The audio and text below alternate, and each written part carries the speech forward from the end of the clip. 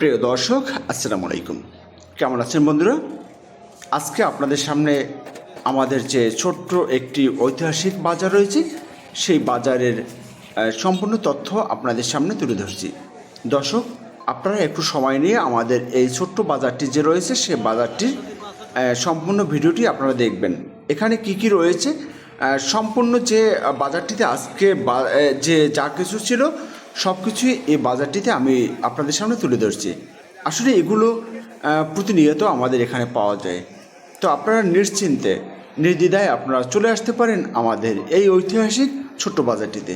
এই বাজারটি হচ্ছে আপনার খুবই নিকটতম একটি বাজার, যে বাজারটির নাম আপনারা অবশ্যই জানেন সবাই।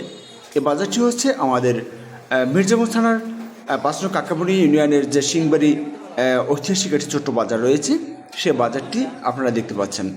এখানে বিভিন্ন রকমের মিষ্টি, তারপরে সিঙ্গারা, তারপরে যে বিভিন্ন রকমের তরি তরকারি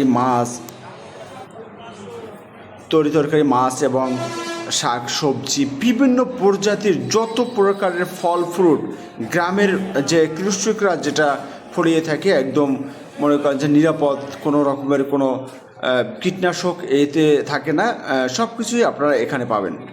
আমি আপনাদেরকে দেখাচ্ছি যে আমাদের এই বাজারটিতে যে যা কিছু আপনাদের প্রয়োজনীয় সব কিছুই আমাদের এই ভিডিওতে দেওয়া আছে। আপনারা মনোযোগ সহকারে আমাদের এই ভিডিওটি দেখবেন, তাহলেই বুঝতে পারবেন যে আসলে এখানে কি পাওয়া যাবে।